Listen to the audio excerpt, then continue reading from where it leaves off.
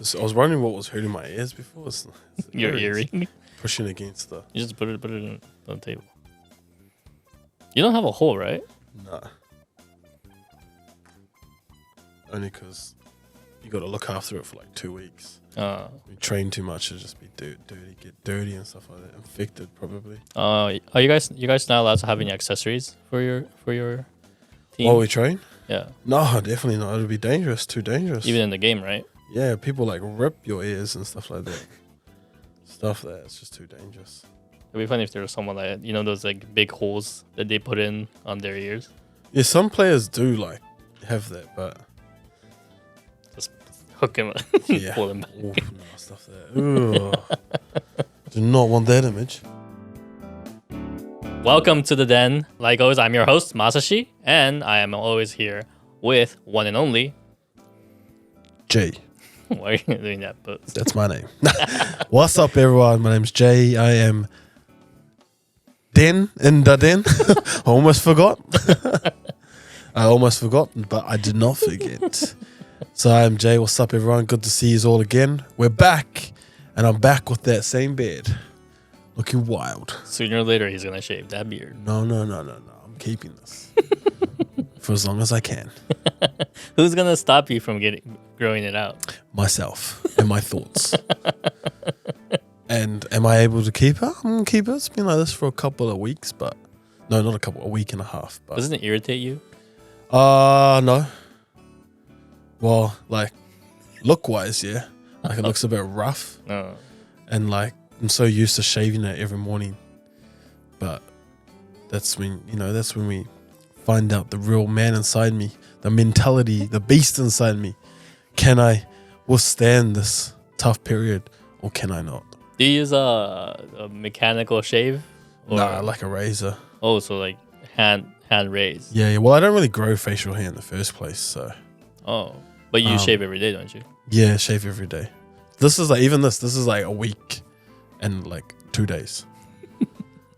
For some people, they'll probably have a beard down to their chest by now, but And even that's my max for me as well. this. Yeah. Oh. On your Apple Music library, you can ask me to play a radio station or ask for your music on a different app. For some people, they'll probably have a beard down to the chest. Really? That came Who out? said that? I'm surprised Siri even reacted to that. Thank you, Siri. Okay, now you don't want to talk back. Awkward. Right. Today's topic is we talked about it during the culture topic a bit. It's about work in Japan, Japanese working environment. So you've been here in Japan for 10 years. Have you worked in New Zealand? I had like a part-time job, Oh, what did you do? lifeguard. Oh, wow. That is Oh, Some things you don't know about me, you know? I never knew about that I'm lifeguard. a lifeguard. Really? I'm going to be scared I if a am big guy like you just came. qualified lifeguard. Do you have to be qualified? Yes, there's like a course you have to take. Oh, so you're certified. Yes, I'm a certified. There's a lot of things you don't know. Are you about. sure it wasn't in the pool? No. Oh, there was a pool lifeguard. But you can. I think it's like certificate for both pool and life saving. Oh, okay. There's a lifeguard and life saving. Which one were you? I'm both. Oh, really? I'm only a lifeguard. But Hey. I done the certificate. I done the course when I was 17, I think. Oh, okay. So It's before you like came to Japan. Before I came to Japan, yes. So that was like my only part-time job I have ever had, Oh, okay. which was as a lifeguard. Why did you choose lifeguard? That's a good question. Why did I choose lifeguard? Well, we had my mum had a friend that could get me to take the course, and it was like you got paid to do the course, and you gained a certificate as a lifeguard for like a lifeguard certificate. So I just thought it was something good to have on my CV, just to have another certificate. Because I also got my first aid certificate as well. Oh. Do you have your first aid certificate? No, I don't think so. See, it's another certificate you should get. So yeah, I've got my first aid. I've also got my deep water diving license, Oh, wow. Okay. my scuba diving license. Oh, interesting. So there's a lot of things you don't know about me, guys.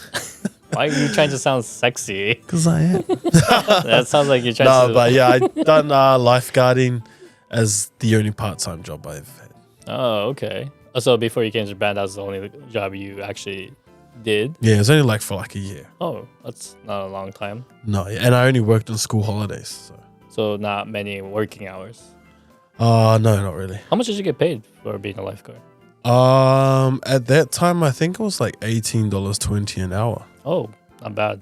Yeah, it's not bad for a 17-year-old. And if you worked on public holidays, you got double. Typical of. So I was always back home on school holidays, which was like, and they would have school public holidays on some days. So I would always work those days. Is those lights flashing or was it just me? No, it's flickering. Okay. There's a ghost. But yeah, so those are the days I would work. It was good. It was good fun, a good summer job. Chill job too, like real chill and not much to do, but just walk around and save people's lives. Why? Not that I saved any lives, but I was just standing there. Luckily, no one was Yeah, hurt. no, that was very lucky. Very lucky. I think like the only incident I ever had was like someone cut their arm or head on something. Oh, okay. Well, that's about it. But that's when my first aid certificate came in handy. Okay, wow. Okay, and then you came to Japan. Yes. Have you worked in Japan, like part-time job? No. Oh. At that time when I was a student? When you were a student in Japan? No.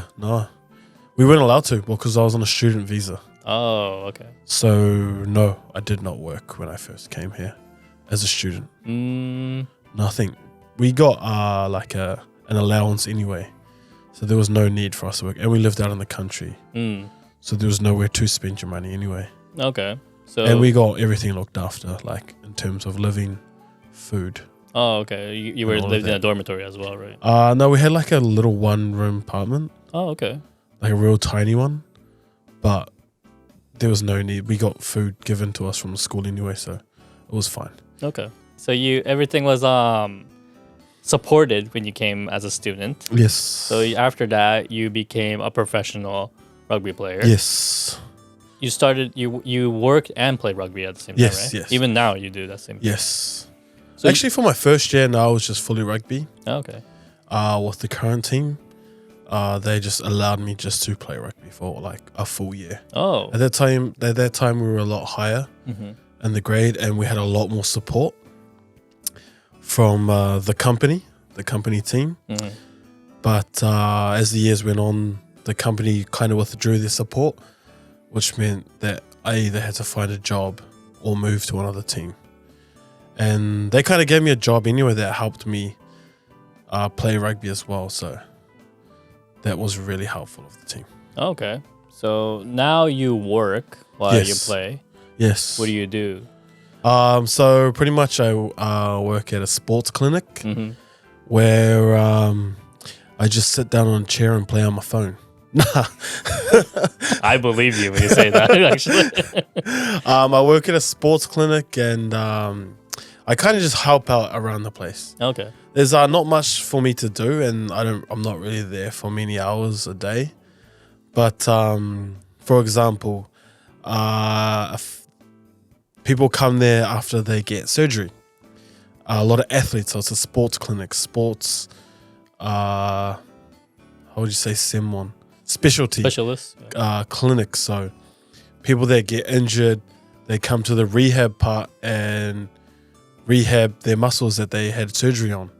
And I would help out not so much in the rehabilitation of fixing their knee and stuff like that, but more in terms of their knee is fine.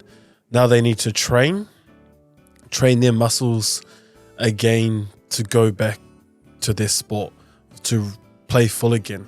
So I would kind of help out as in like, say there was a rugby player that got injured and now they have to remember how to tackle again, or now they have to remember how to step again, or some rugby skills. So I would help out with those types of players or those types of people that came to the clinic. People that wanted to learn exercises that help build muscle. I'm not a personal trainer or anything like that, but in terms of rugby, we do a lot of training. So I would help, like if they want to do exercising or build up aerobic fitness or muscle fitness or like muscle training, I would just share my knowledge with those guys, whether they be athletes or just normal people, and that just want to give my experience on top of how I've played rugby for a while and just try and kind of share it with them. So that's one thing I would do at the clinic, and another one is just help out the nurses. So it's also a hospital, it's a clinic as well, and normal patients come to get like injuries checked or body parts checked and stuff like that. So there's also nurses there, and so I would just help out. I can't do anything like a nurse, like give injections or prepare needles or stuff like that, but in terms of like there's a lot that they have to do, and just like help out, like if there's anything that I can help make their job easier, like in terms of like restocking stuff for providing good vibes. That's pretty much how I just like to go back there and talk to them, and it seems like a stressful job, so I just go to the back and create a good mood, and yeah, that's pretty much what I do. Okay, interesting. So that's the first time you actually like became part of the Japanese like work environment. Yeah.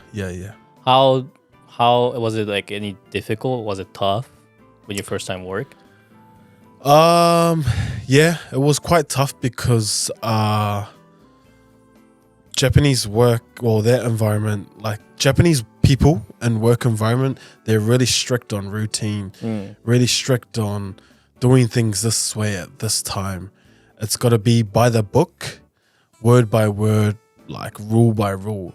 It's got to be to the fine point. And I guess in a clinic, sports clinic, in the hospital, medical world, I guess you do kind of have to play by that rule.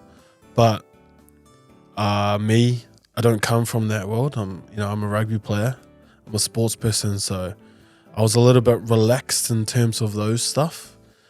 So that was kind of difficult to adjust to, how strict they were on routine and how real disciplined they were on following the rule books. So that was really difficult for me to adjust to. Like, work starts at 8:45.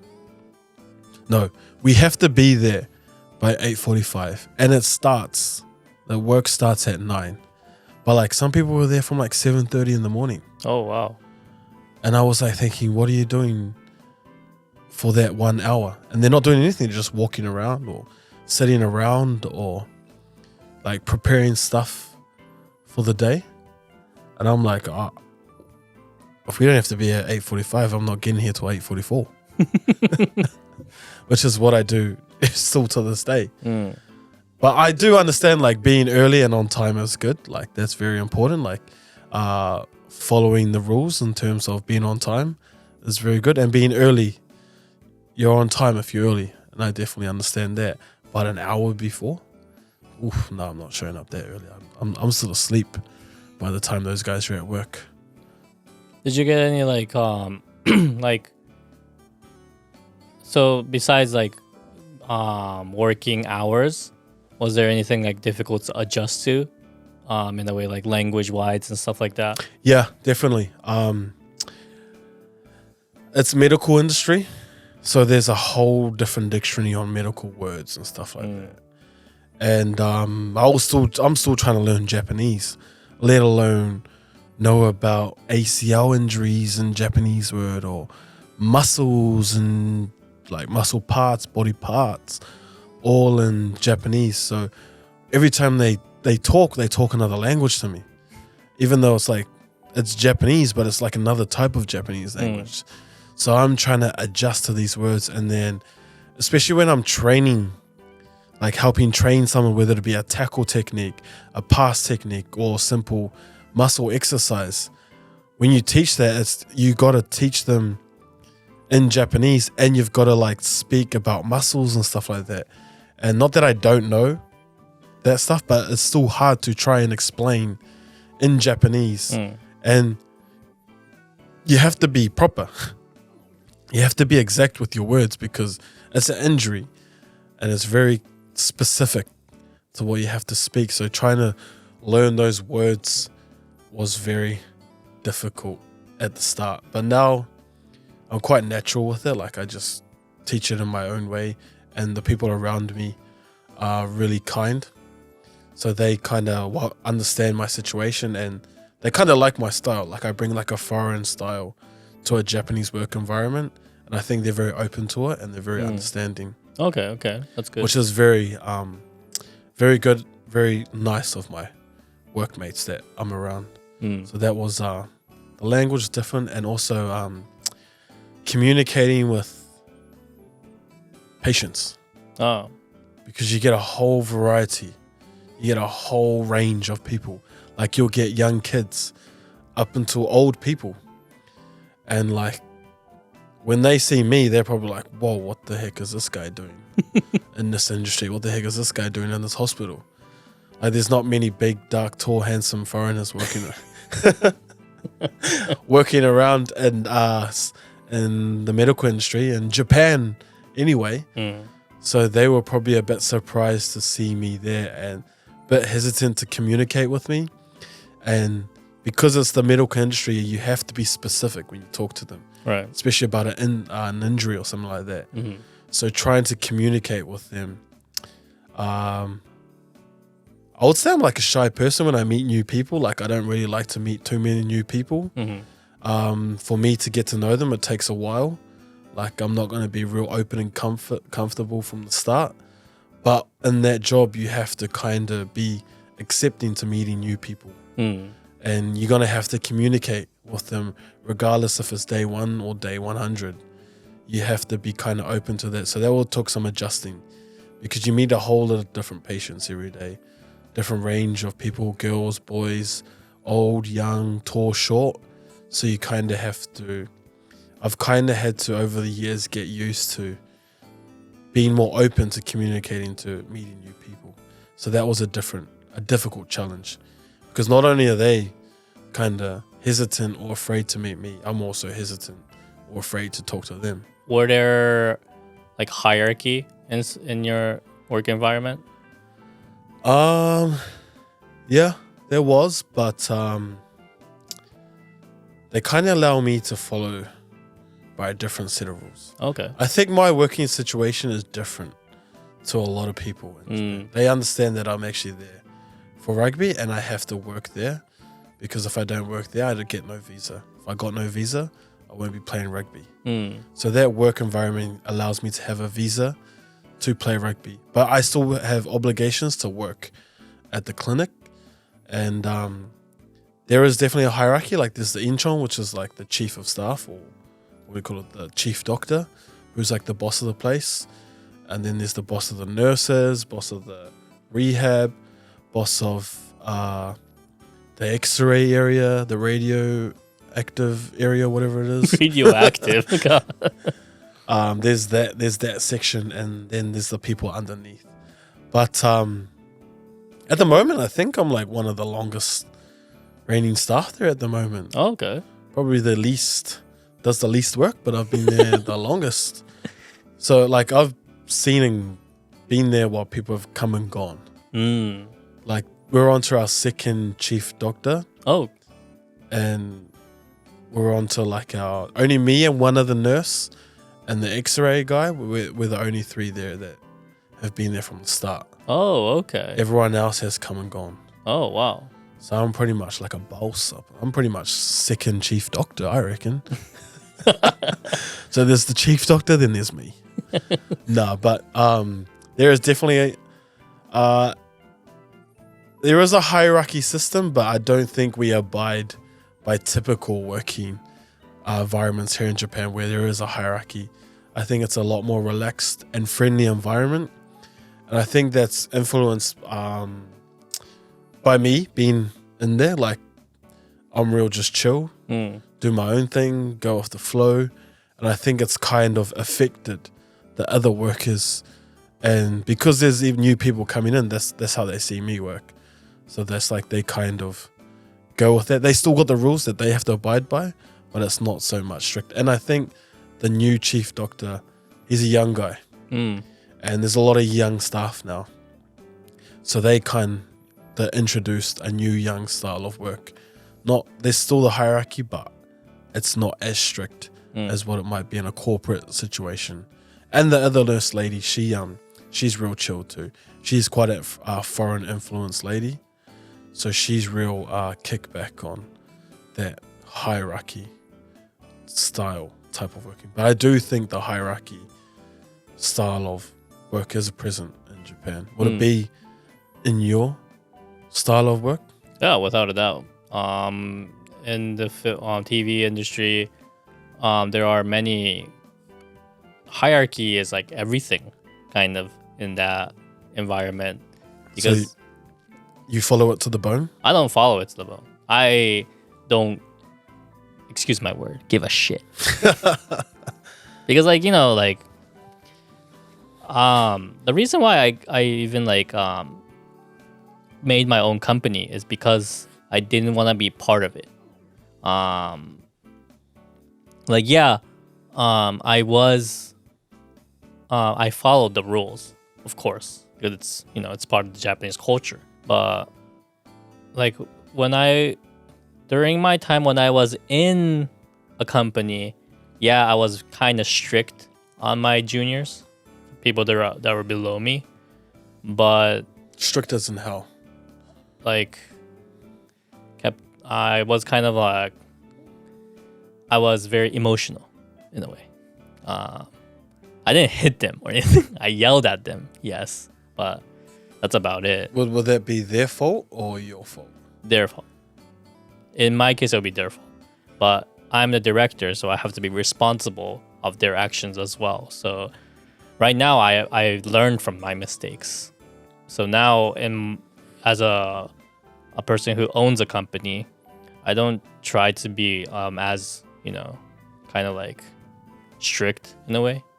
I don't have any employees, but when I work with other company, and I have people who are below me, who are under me, working for me, then yeah, I just like kind of teach them in a way, in a manner that I never used to when I was working normally. Why do you think you were like that? Is that because that's what you saw was normal? So you acted like that as well in terms of like yelling at your juniors, or? I think so. Like, I thought that was normal. I thought that was a part of the process in a way. So I guess I kind of got influenced by it. Regardless of whether you are from a foreign environment or not, you kind of get influenced by it. But So it was quite heavily present. yeah. We're talking about Japan film industry or the American? Japan film industry. Japan film industry. Because I don't know about American film industry because I never worked in it before. I only worked in, I used to work at a movie theater in America. So during that time, you know, it's a chill workplace. There are hierarchies, yes, but like, regardless, like it's all about skills and like whether you have the, you know, hunger to grow as a person. That's I think that's Yeah, so as long as you have that like need to become the top, to be the best, then American work, like Western work environment is like suited for you. And that's kind of like the thing, that mindset that kind of brought me into Japanese culture. So I had that pride in a way as well of being the best. I wanted to be the best. I wanted to gain skill quickly and become a director quickly as well. I didn't want to be an assistant director for like 5 years and then become a director. There was no way. I wanted to take that, not a shortcut, but I wanted the fastest way to gain you wanted experience. to make it to the top Yeah. as quick as you could. Yeah. With a lot of experience, you know. And that's luckily I got that experience, so, and I became in that position for now like 4 or 5 years now. I've been a director, so. So was it tough for you coming up the grades as would have started off as AD?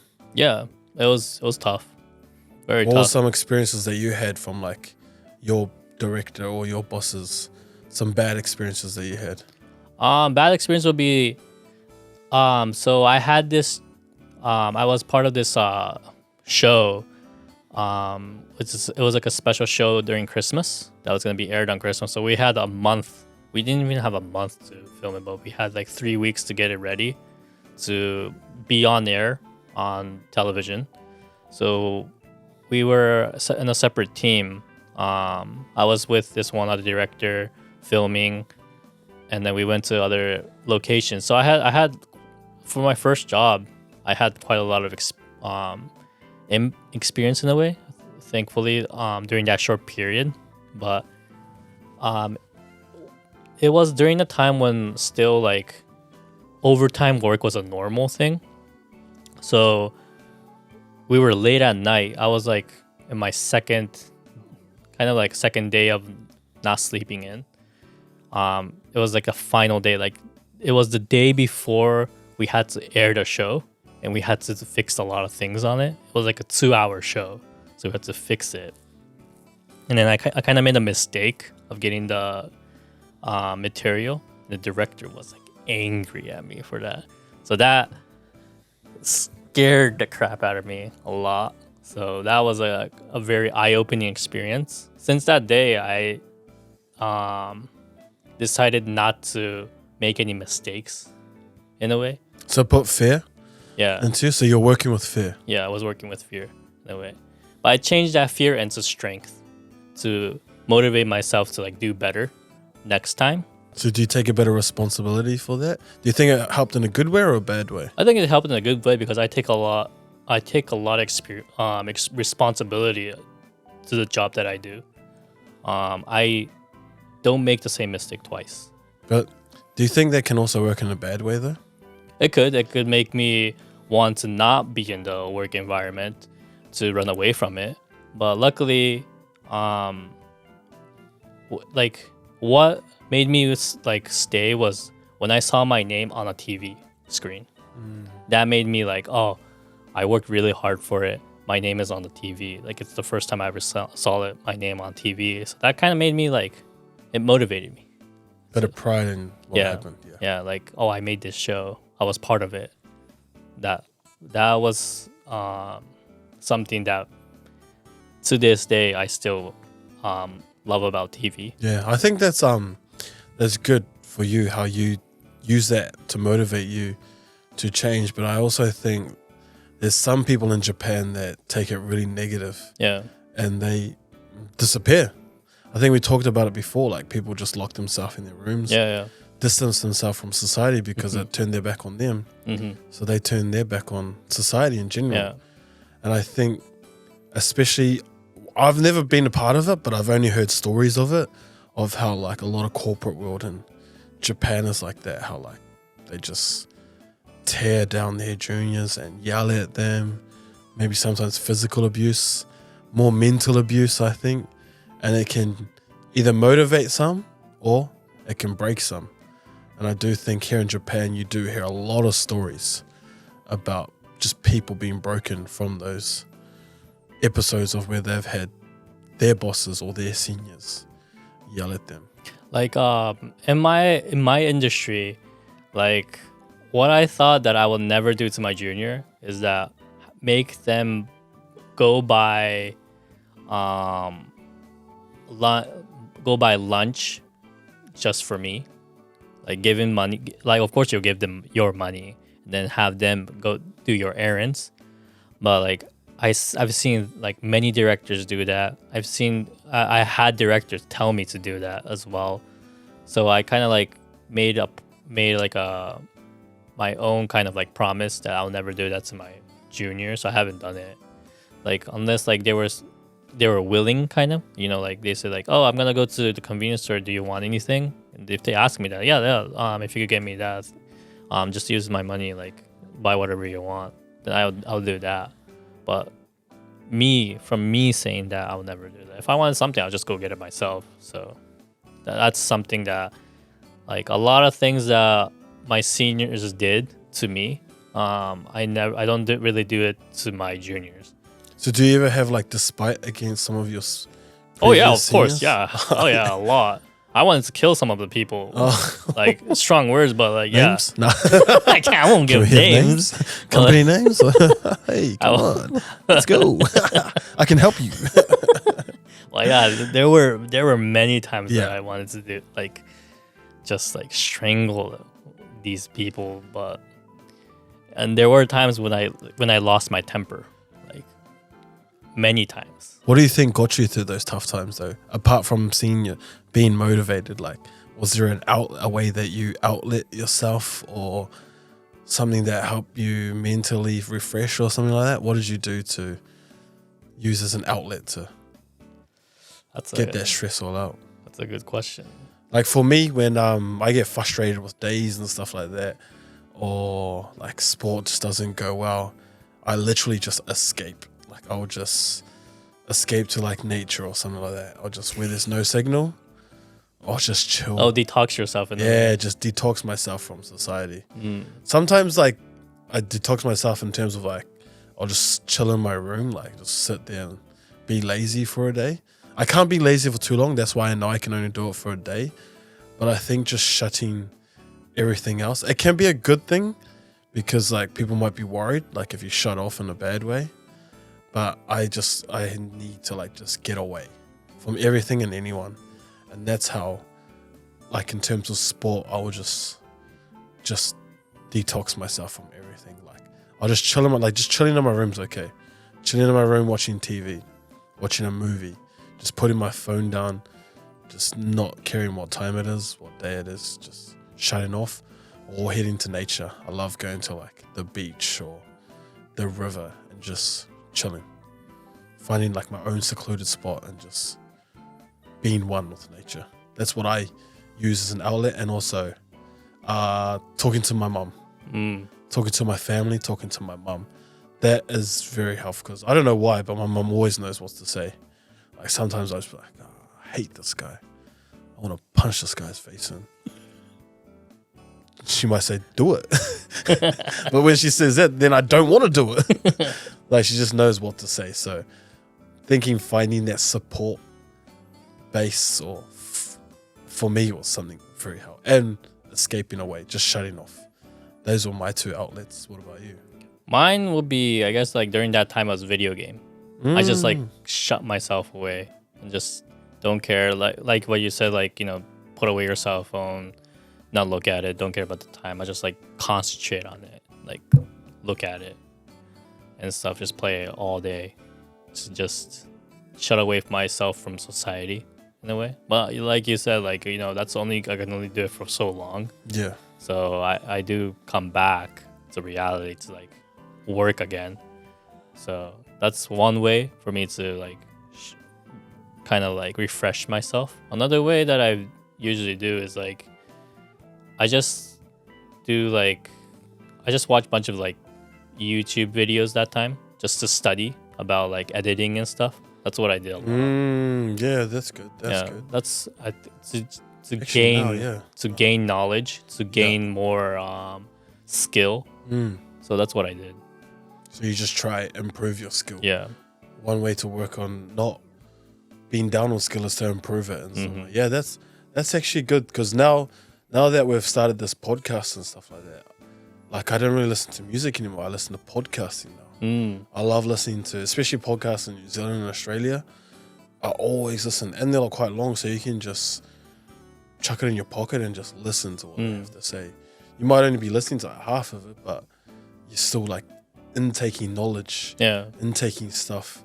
So that's a good point. I actually sharpening the tools, sharpening a knife to improve on something is something that's really helped me. Because like practice makes perfect, you know, as a sports player, you know exactly. that. And like listening to other people's like content, learning from it is another way to like improve yourself. I mean, like communication skills is not something that you gain in a day. Like you're supposed to hone that skill a lot. Not even like, you know, Steve Jobs didn't become a good presenter within a day or so. He worked for that. He knows what he did. So a lot of great people are like that. So like that's why like I think only you can stop yourself from growing. That's why I never say never in a way. I don't think that nothing is impossible. Everything is possible if you put your mind to it. When people say they want to fly, they flew. When people want to go to the moon, they went to the moon. Like anything is possible. So that's why like I didn't want to limit myself to that. So that's why I kept myself motivated working. That probably what kept me going in the working environment in Japan. Like it was completely different from the States. So I guess that got me through. In a way. Yeah, I remember like all the challenges I faced in the work industry, like trying to take on this job at the clinic. Man, like sometimes it would just like frustrate me. Like I have no clue what they're saying, no clue what to do. I don't want to talk to that person. I don't want to deal with that person. But like if you either live or learn, that's like even in sports. Like I don't think it's win or lose. I think it's win or learn, or live or learn in terms of life. And if it doesn't challenge you, it won't change you. And growth can't be made without change. Growth can't be as impossible without change. So I've always like lived by those sayings, like just stepping out of your comfort zone and just doing it. Yeah. Because you won't lose. Like you started there, you can only go forward. You can only go up. Yeah. Set the standard there and go up. And I think in terms of working in Japan, I think for a lot of people, it can be tough. Yeah. Especially if you're a foreigner coming to do a working holiday here, it's a complete different environment and it can take time to adjust to, because it is a real strict, like you're saying, it's a real strict and disciplined work environment, no matter what industry you get into. There isn't much foreign influence. Well, there is now in some foreign present countries, companies in Japan, but most are run off their traditions of Japanese run style work. So I think for anyone that travels over here and that gets into it, just take time to adjust to their culture. Like you still have to respect the culture here. Yeah. You still have to respect the tradition. Like you're in Japan, like this is Japan's country. You still have to follow their way, but don't change yourself. Just always just respect their culture, but give it time. They will adjust to you and you will adjust to them. Yeah, like it's easy to like give up. Yeah. And like when you get here, like yeah, it's tough. Like people look down on you and then say like, oh, you're a foreigner, there's no way you understand the way, you know. Like but nowadays like people are more understanding. Yeah. And a lot of like, you know, most of the time foreigners are much more knowledgeable in Japanese culture more than Japanese people. So that's one way of like, you know, right now Japan is trying to implement a lot of like new type of like culture into their original culture to spread words and stuff like that. So working environment is changing nowadays, but yes, there are like bad work environments. Like that's why we call them black company. Yeah. That's a So- real dark topic. Yeah. So like the television industry, there are a lot of black companies. Like Yeah. even designing companies, any company that kind of relates to like, you know, overtime work that requires time to do things have mostly black companies. So it's unfortunate, but like it's hard to tell what companies is good and one company is not, because you know everyone says the right thing, but once you go into it and you work for it, you know, you start to learn what the company is all about, and that's when you find out. And just because it's a huge company that's you know, well known doesn't mean it's a good company. So like it's, I don't know, I can't say much about like, you know, what's a very good working environment in Japan, but because there's not a specific work environment. I think that's something that you choose, that you create, like you do in your own work environment. You created that environment in a way, and you kind of influenced other employees to be in that kind of environment. So I think that's a good thing. For me, like that's how I do it, my work as well. Like whenever I'm in charge of a program, a show, I try to not be I don't make it like a strict environment. I make it like a fun environment to make sure that like, it's a fun thing to do. Like, yeah, people make mistake. There's no point in like yelling at them for it. So how are you gonna fix that mistake? How are you gonna fix that problem? It's like problem solving in a way. So I think that's the main thing as a person who is a lead, who leads these projects. You kind of have to think about that. Yeah, I do think like Japanese people in work environments, they're so used to being told what to do, so they wait for you to tell them what to do it.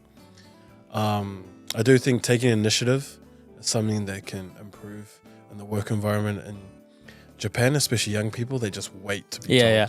A lot of young people, like even especially in my industry, like a lot of young people like wait till they are told what to do. Yeah. So it's like they can't think for themselves. Think before I say anything. So it's difficult. Yeah, in a way. that's when like I can understand like when top people get frustrated or stuff like that. In that way, I can understand why you get frustrated. Like I just really dislike people that just don't take the initiative. Yeah. Like it's something so simple that they don't use their own energy or their own head or their own brain to do it. And when you can't do something like that, then the problem is not the work environment. The problem is you. Yeah. And that's when the person at the boss or whoever has every right to be angry. Yeah. Like I'm not a very good teacher. I know that for a fact. Yeah. I can't teach my juniors like how to do it, because how I earned my skill, how I learned it, it's different from like how other people could earn that skill in a way. So they have to find their own way of technique. So it's difficult. Like I can do it. Like I have this mindset, like I can do this. Why can't you? Yeah. I have that mindset. So it's not a good mindset to have, but like, people aren't limited.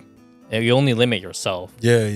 So And like we said before, like you can sharpen your tools. Yeah. You can sharpen your knife to become better. You can improve yourself. You just have to challenge yourself to improve it. Like just like in sports, like I don't mind teaching younger people, like younger players, but like I don't want them to be like me. I want them to be better than me or create their own style so that they can have their own thing. Like if there was 15 of me and a rugby team, we wouldn't be very good. We'd be good at one thing, but we wouldn't be good at other things. Like we got a lot of power, but we got no fitness. I'm practically the opposite of you, actually. I always wish I had a clone of myself during my work, because like my job requires a lot of like, in your case you have a special position. You specialize in a certain position. Yeah. But in my case, I have to specialize in like many type of positions. So I have knowledge like camera work, like live streaming, like environment where I have to like do music, switching cameras and stuff like that. Like this one work I had last time, which was like a show that I did for like a Fuji TV. I had to do a live stream. It was like only a 20-minute stream, but like regardless, like I have to think about what kind of like things to get out, how to set up the camera, how to set up the sound, and then like how make sure that all the stream goes smoothly and stuff like that. I had to do all that. So that's when I wish I had another me in a way. It's a bad thing to think, because you have to teach other people to do it. But let's say you wanted an employee, you had and you had a job like that. Would you be open? Like, because you've got your Pacific way, because you have to do all 5 jobs. We'll say there's 5 things, and now you only have to do 3 of them, and then the other person has to do 2. But maybe the way that they think is different to you. Would you be open to that, or would you want them to think like how you thought the set should be?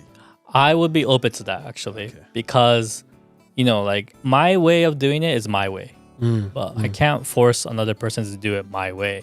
If they have something better, then I definitely will welcome that. Like what I expect from from my employees, if I had one, is to have their own way of style, like Yeah, to do yeah, things. Not like my style is one sort of example. If they could do something more from it, if they have their own style, like kind of like change it, combine it, make it better, then yeah, go for it. Yeah. If you don't have that like hunger, then do what I say. That's what. Yeah. That's how I think. You know. That's that's actually that's a good point. That's my mindset. I don't know if it's a good. It's not a good thing. I'm pretty sure, but like that's my way. So you know how you had what's some things that you would have taken that you take from your seniors from before that you implement now? Ooh, that's a good question. So in terms of how you're a bit emotional before, in terms of like yelling at juniors, do you still do it now, or like what's something that you didn't really like but you understood that you do now? So I don't yell at my juniors anymore. One thing is that I have my own company. I'm my own employee. I don't have an employee right now. So in a way, I don't really have the need to kind of like yell at the other people. No, I don't yell at anyone anymore. I just have fun, working. If it's stressful, yes, but I just still have fun. But what I implement right now that I saw from my seniors is one is like how you lead the environment as a director. So when you're a director, you have to know everything. You have to know what you wrote. You have to know the next scene. You have to be able to be in charge. That's what I take from my seniors, mainly. But other than that, everything else is self-learned and self-taught and copied. I copy from other like cameramen, how they work it. I copy from editors, how they edit their videos. I copy like, how they create a bunch of like lower thirds and stuff like that. I implement it. I look at it. I ask them questions. I take it into me, implement it, make it my own. That's how I do my things right now. So would you say the Japanese work environment has helped influence you in a big way or not so much? I think it influenced me in a big way, a good way as well. But that's my way of taking it. I just happen to be in that environment, and if I was raised in Japan, I probably will not have this mindset. I could say that 100%. Because I worked in America, because I have experience in America, and because I was raised in an American environment, I have this mindset of not wanting to lose to other people. So I have that hunger. I have that way of thought, like challenging thoughts. So I don't want to lose. I want to be better. Yeah. That's the way I think. So yeah.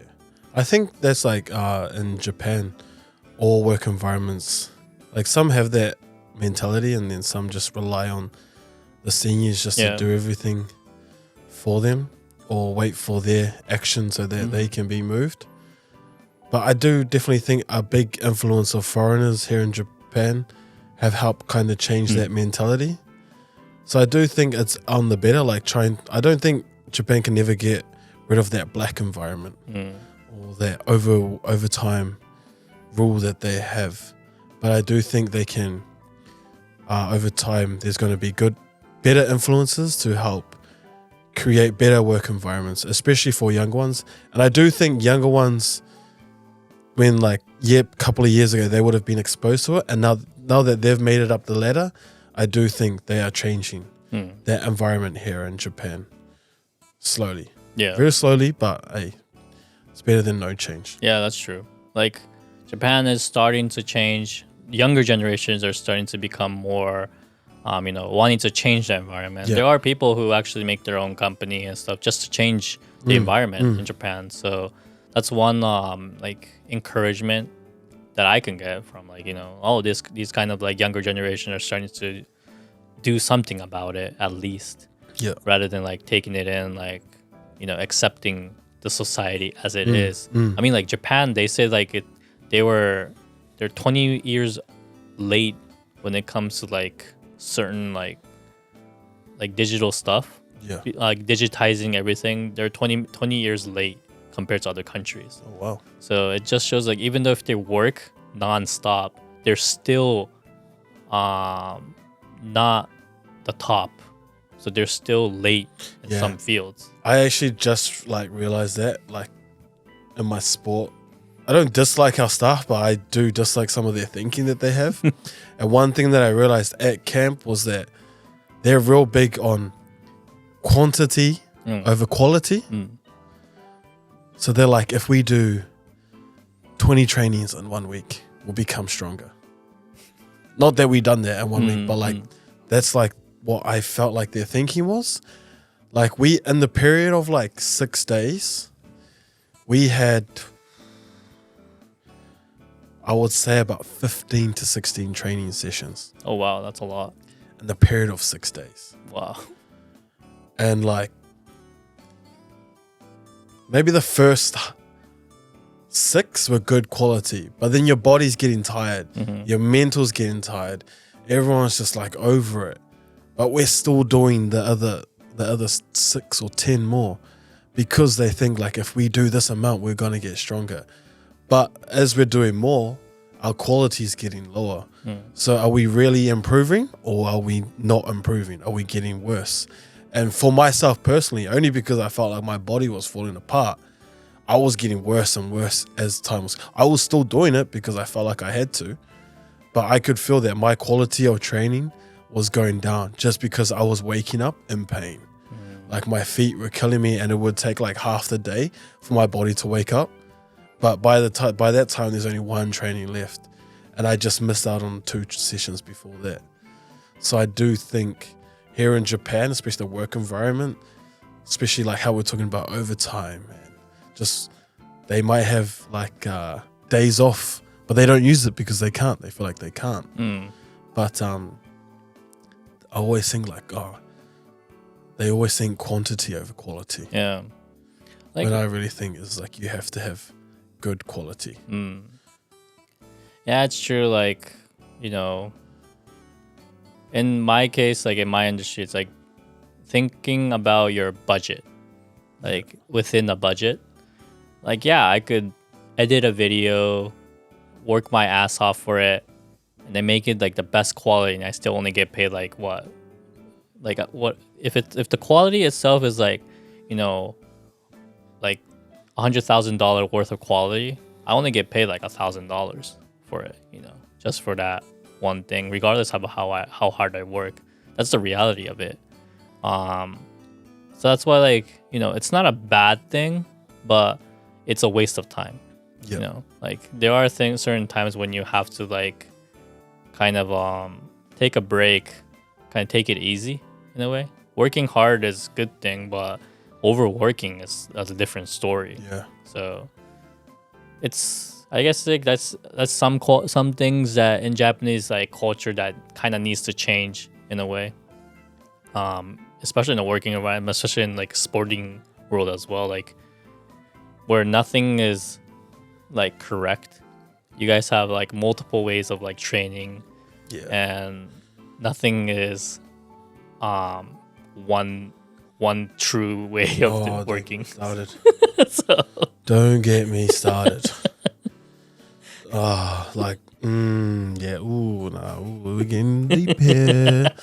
But like, yeah, like sometimes I think they rely too much on training skills, like sessions, when like some of it you've got to rely on your own natural ability as well, and your own natural instinct to be able to improve on. Like learning skills, sharpening your skills, like we said before, very important, but it can only get you to a certain point. Then you have to be able to use your own talent in a certain way, use your own skills in a certain way, use your own initiative to natural ability to help increase that even more. Like you can only get to a certain point. Like once you're leveled out at 100, you can't get any higher than that. Yeah.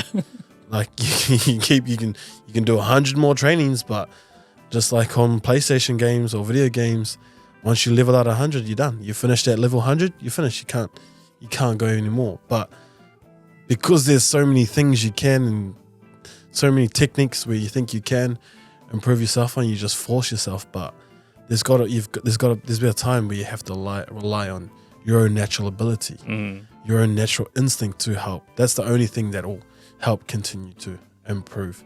So I think in the sporting world, for Japanese people, I think trusting their own natural ability and learning their own instincts and trusting their own technique and stuff like that is very important, on top of learning skills and improving those skills.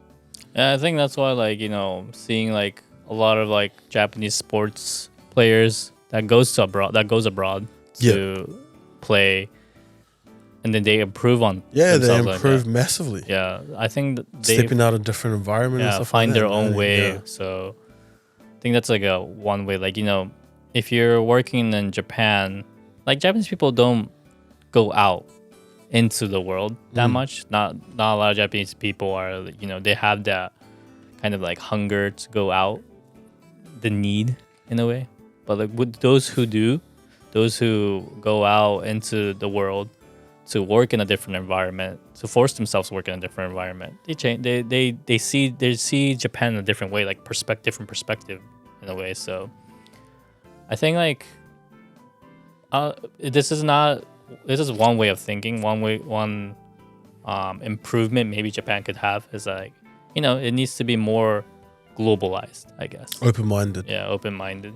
Yeah, I definitely think that as well, because a lot of people that I know, especially the Japanese bros that I have, like some of them are really globally minded. Like they really think, like they want to go work overseas. They want to improve their English. They want to travel more. They're really open to improving their future opportunities. Where there's another side, it's like they're just okay with what they're doing. They're okay being just normal. Like sometimes I see it like some of my Japanese friends, some of them have a passport because they like travel. Some of them have never even owned a passport. Oh yeah. I know what you mean. Yeah. Like when I was in New Zealand, I was like, if you didn't have a passport, I was like, whoa, that's just weird. But like here in Japan, it's like, oh yeah, I've never had a passport. Like my Japanese parents, they've never had a passport before. Oh really? They've never traveled outside of Japan. Oh wow. But my two older brothers, the two Japanese older brothers, they are the most global people ever. Because they're real globally minded. Like one of them lives in New York now, or maybe San Francisco, I'm not too sure where. But, he lives overseas now. A couple of my teammates, like some of them love to travel, some of them never owned a passport. Oh wow. That's like how you can see, not that they're not globally minded, but they're just okay with being where they are now. Yeah. And Japanese work environment, there's those two mindsets as well. I don't think there is a middle ground, but you've either got to take the effort to improve your skill, or you just be where you are. There's like no really in between. Yeah, definitely. But Japan definitely, like, we'll see like how much it's gonna change right now. Seeing like how a lot of like foreigners are starting to work in the Japanese environment, and we see a lot of foreigners working in Japan as well. Like especially convenience store, there's a lot of foreigners now. Yeah, definitely. Yeah, there's a lot of foreign presence now throughout Tokyo anyway. Yeah, especially in the city areas, a lot foreign friendly. So definitely open. Quick question, future wise for your job now. What's your plans? You gonna employ people, or you gonna expand on your business, or what? I want to expand on my business. I want to make it bigger. I don't want to be in that one state all the time. I'm not satisfied with where I am. Never satisfied. Yeah. I think that's what keeps me going in a way. I want to make it bigger. I want to grow more. Of course, I want an employee. I don't want to freaking edit every day like by myself. Like I want to, pass on my knowledge to other like people. So yeah, if I have the opportunity, I definitely create that foreign style work environment. Of course, yeah. Okay, nice. I don't care. I don't like in the Japanese environment. Yeah, you should probably implement some, but not all. Like each company has their own work style. So nice. So you just want to keep on expanding on Yeah. your company. Nice, cool. But yeah, thank you all for watching the show. As always, if you liked it, please hit that like button and subscribe to the channel to see more content like these. If you have any last word, Jayden. No last words other than I'm gonna love and leave you. I've always loved talking to you and love talking to our peoples. But stay tuned because we building. We on our way up. We're just starting. Oh yeah. Watch this space. Oh yeah. I'm gonna love and leave you. See ya.